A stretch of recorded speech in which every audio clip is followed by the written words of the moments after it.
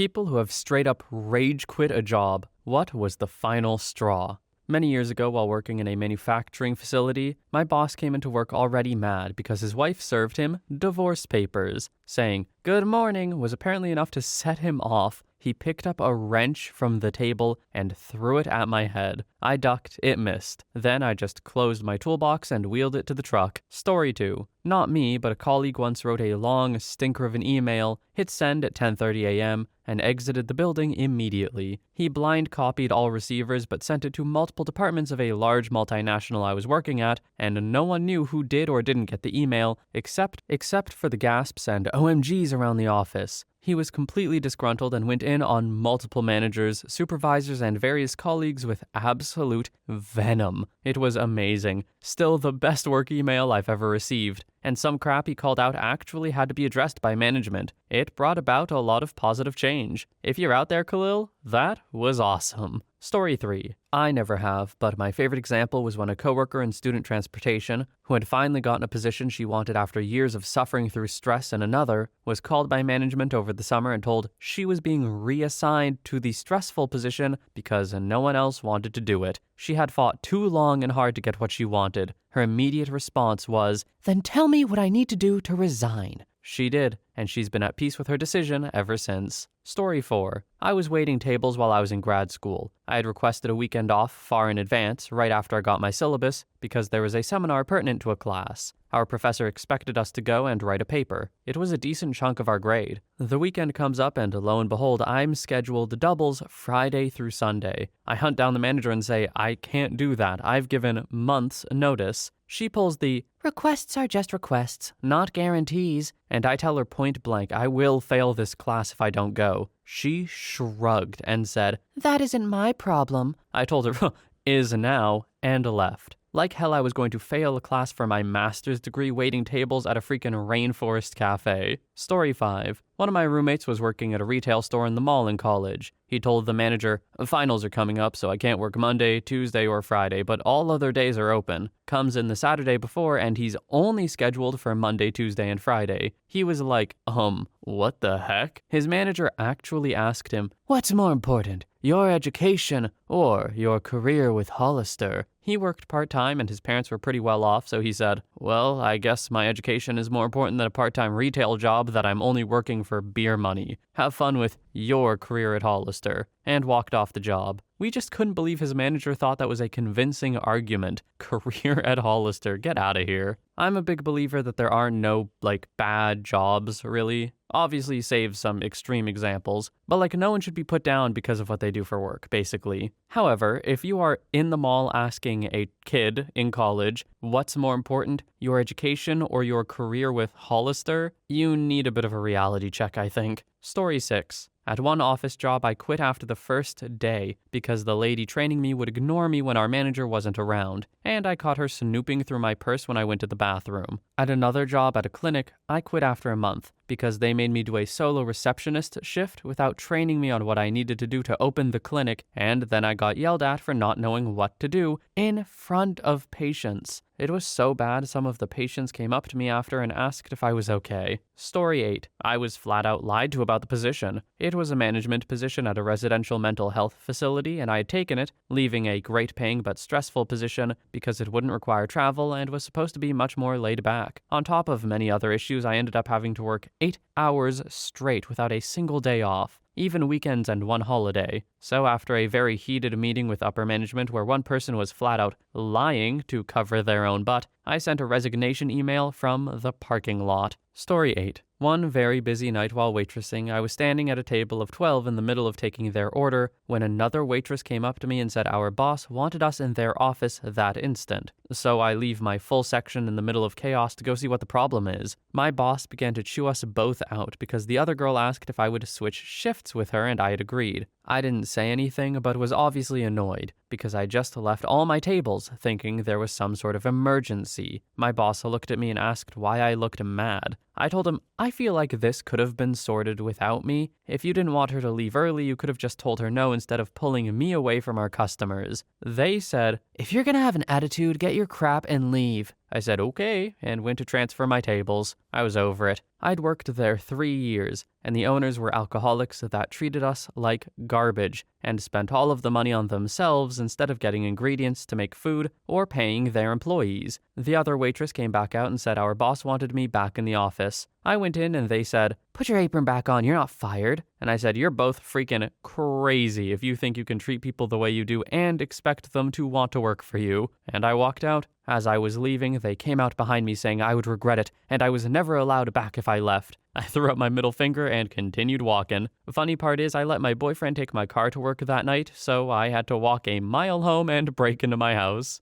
Look, you can't be upset when someone calls your bluff. When you say, if you're gonna have an attitude, get your crap and leave, and then they do, you can't just have to be like, okay, yeah, that one was on me. These people probably not the best at taking responsibility though, huh? Story 9. I was working when I got the call that my partner of 7 years had been in a terrible car accident while visiting family in Florida. He was in the hospital and his mother called me to tell me that he wasn't awake yet. I was obviously devastated and scared out of my mind. Told my coworkers and boss because it was obvious I was panicking, and they told me to take the rest of the weekend off so I could deal with things and prepare and clean his apartment for when or if he got back. Specifically, they said to come back Monday and it was a Friday. Next day, I was cleaning up his apartment and I got a call from my boss. He was screaming, asking why I hadn't come into work that day. I told him that I recalled him telling me to take the weekend off and come back Monday. He said to come to work immediately because they needed me. Against my better judgment and my emotional state, I showed up and clocked in. Boss came up to me, threw the stack of checks down on the counter that had just come in, and told me, if you do that again, you're fired. This was someone who had never yelled at me before or even dared to speak to me in any stern way. Prior to my arrival, their store was an absolute mess, and I spent all of my free time, what little there was, reorganizing and cleaning and setting up new systems. For some reason, the fact he chose to start speaking to me this way and demanding my attention now at that time, it just made me snap. A chord was struck and it resonated strongly. I got the message clearly. He was one of those bosses who became controlling of anyone who became of value to him and his business. The moment you aren't available when they need or even wanted you to be, they were going to make you feel bad about it, so you were afraid to ask for more personal time or any other leniencies that you took away from work. I was literally reeling, saw red. The moment he turned his back, I snatched my check, walked out with a full line of customers at the counter and the phone going off with incoming orders, and I drove off. He blew up my phone all day. I never came back or called back. Fortunately, he made it home safe and healed up fine. Unfortunately, he passed away on our anniversary a few years later. I regret every moment I had to spend time with him that I passed up over that job or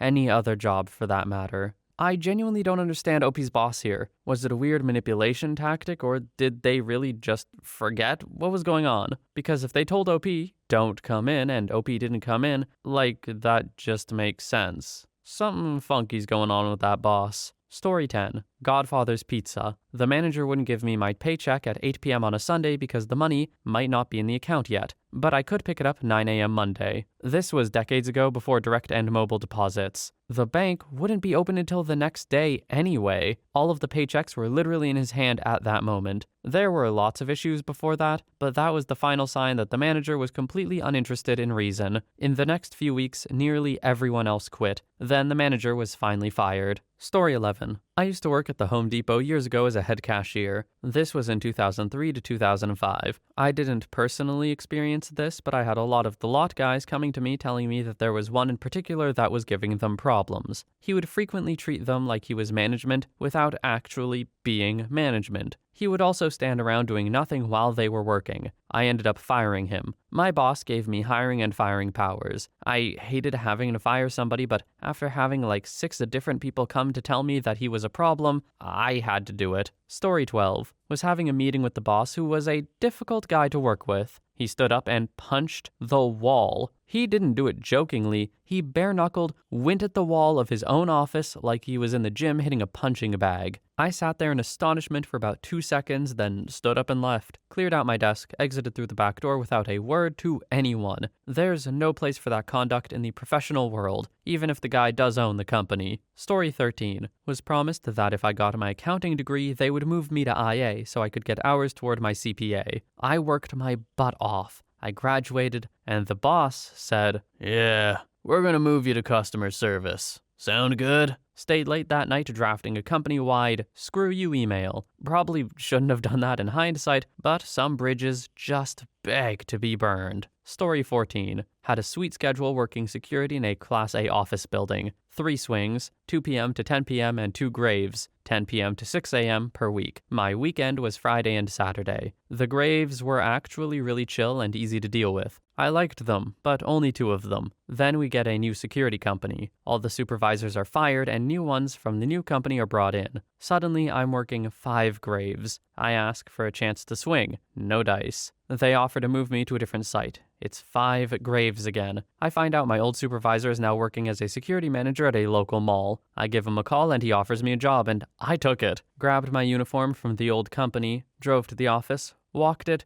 dropped my uniform on the director's desk, turned, and walked out. Went down to the mall and picked up my new uniform. Story 15. He wouldn't train me properly and then come and yell at me in front of the office. He would always threaten my job or hiring someone else. I finally said, "Goodbye, hope you find someone better," because I quit and will be leaving once other lady comes back from lunch. He tried to backpedal and ask if I was serious, and I never looked back. Edit. He hired me without any experience because he knew he could lowball me. I got paid pennies for what someone with experience would get paid. Story 16. I was working the kitchen at a 24-hour Greek restaurant, hired as a dishwasher, also doing cold prep and maintenance. I was the guy peeling 50-pound bags of onions or carrots or potatoes, as well as making dry ribs, pizza, salad, etc. I'd booked off 3 days over a weekend. Got called on day 2 at 7 a.m. telling me I was late. Got there and was told I was on the 11 a.m. start. Then it got changed to 4 p.m. when I went in again. Then got changed to 11 p.m. when I went in for 4 p.m. And when I went in for 11 p.m. it was changed again to actually have me off for the 3 days. 4 schedule changes in 24 hours. Laws here say 1 week minimum notice. That owner would change the schedule after you clocked out to say you worked shorter hours on a regular basis, and you pretty much had to check at 7 a.m. to see if you were on for the day. I had my choice words. Told him I'd be back in 2 weeks for my paycheck. This just doesn't even make business sense. The restaurant industry already has disgustingly high turnover rate. You can't just screw with your employees like this, because at the end of the day, someone's gotta make the food. And I hear people working in kitchens don't really make that much money anyway. Underappreciated gig, I think. Story 17. The owner of the company told me to fire a woman for arriving to work right on time. It was always something different with him. Some ridiculous new rule that he applied retroactively to suit whatever mood he was in on any given day. And that particular morning, he took it as a personal insult and a show of blatant disrespect that his employees didn't arrive early. I just couldn't do it. I couldn't fire this woman, who I didn't even particularly like, all to satisfy this new whim of his. So instead of firing her, I marched into his office and quit myself. Funnily enough, the woman I wouldn't fire continued working for him for years. She might even still be there now, 20-some years later. Story 18. Worked at an upscale busy bar a couple years back right after COVID. We were constantly understaffed, overworked, and treated like crap from management and customers. One Friday night, my manager let the other bartender go early because he had a crush on her and wanted in her pants. I got overwhelmed by a rush, and he started bickering at me about not being able to handle the bar. I looked at him in the eye about to really rage, and without a word walked to the back into the liquor room, grabbed 2 bottles of Jameson, put them in my backpack, and I walked out the front door. My manager's fearful, confused face while asking, "Where are you going? What are you doing?" was absolutely priceless. Best decision I made, and I'm not joking. Story 19. Working as a mortuary transporter, the dude who picks up corpses and brings them back to be cremated for a family-owned crematory. Boss was kind of a jerk, and her husband was an idiot. Constant on-call overnight shifts and 0 PTO days. But honestly, I really enjoyed the work, so I put up with it. The problem was that my boss refused to do direct deposit. This was 2 years ago, so it's not like DD was unheard of. And she'd hand us out checks on Monday. I'd been on call the weekend prior to payday, and it was really busy, particularly Sunday night. I was out from like 8 p.m. until 6 a.m. picking up corpses, so on Monday I called out because I didn't want to drive a full shift on 0 hours of sleep. Well, in my constant sleep deprivation, I'd forgotten I was supposed to get paid. That Friday, I was talking to a coworker on our way to a pickup and mentioned how I couldn't wait to get paid next week. He gave me this look and told me we got paid on Monday, and asked if I'd never gotten my check. So at the end of the day, I went to my boss and asked, and she just laughed. She joked that she'd wondered when I would ask for it, and had hoped I'd just forgotten. So her playing cute with my checks was just the beginning of the end. Then next payday, she sat us all down and explained that from here on out, drivers were not allowed to call out simply because they'd worked all night before. By this point, she'd driven off all the other transporters, and it was down to me and one other dude full-time, with another transporter coming in 2 days a week, and her business couldn't function if either of us called out. So I got my check from her, and then at the end of the day, I ended up working until 10 p.m. that night. I left her a note saying I quit effective immediately, and to mail me my last check. A few months later, the other driver texted me, telling me she had never replaced me. He quit and got hired at another funeral home and convinced the part-time driver to go with him. I just checked the website and apparently they're still open, but I don't know how they managed with nobody to get the corpses. I want to ask OP, what did you really like about this job? Like, it seems like a really morbid trucker gig. Maybe there's more to it that makes it more interesting, but it doesn't sound like the best work. Story 20. Well, I'm genuinely about to right now. My manager told me our dishwasher is broken and won't get fixed until at least Thursday, and I have to pull solo shifts next week because we're seriously understaffed after the 2 people were let go in January. Despite me telling management repeatedly that we actually need more people to account for all the vacation days and sick leaves happening right now. Story 21. Worked in retail. Sprained my ankle really bad while ice skating. Couldn't so much as get out of bed. Had to call in and take 2 days off before I was even able to limp to work. Soon as I got back in, manager pulled me into his office to scream at me for taking 2 days off. You know, for a physical injury that made it so I could not do my job. Threw a cold cup of coffee on him and walked out. My only regret is that the coffee was cold. Story 22. I had a boss at a dog daycare who was a pure sociopath. She deliberately tried to set her employees against each other with gossip and to listen to our conversations on the remote cameras and used what we were saying against each other. It gets worse. But she heard me talking to another employee about finding another job, then confronted me and told me she would just take away all my hours if I was going to quit. Then she heard me tell another employee I contacted the Department of Labor to find out if that was legal, it is, and ambushed me after lunch to fire me in front of other employees. So,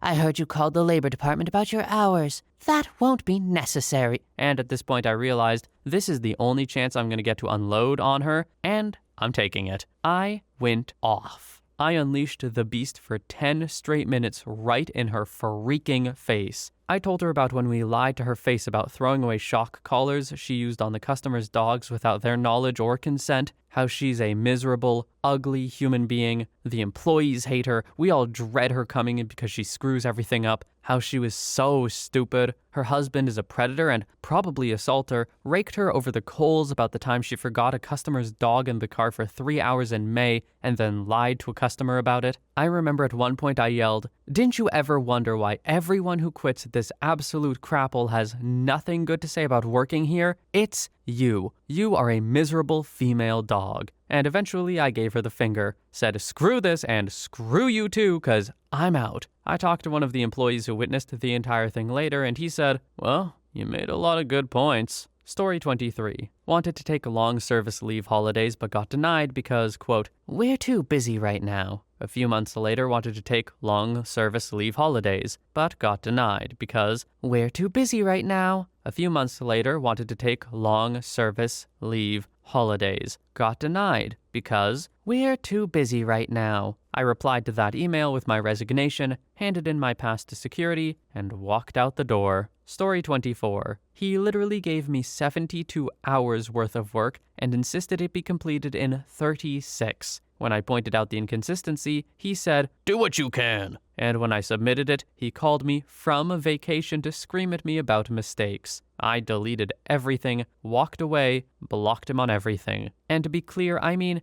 72 business hours and 36 calendar hours. This definitely sounds like one of those bosses whose philosophy is, well, I'm the boss because I work harder. My employees don't work hard, so they don't make as much money as me. You know what I mean? I get that vibe anytime someone doesn't understand, the concept of time and the time it takes to do work. Even though you'd really hope someone in a position of power or control over anything would understand how time functions. Anyway, that is the last story for today. Have you guys ever quit a job? Let me know in the comments. I bet some of you have. But for now, thank you so much for watching. I hope you have a wonderful day or a night wherever you are, and I will see you in the next one.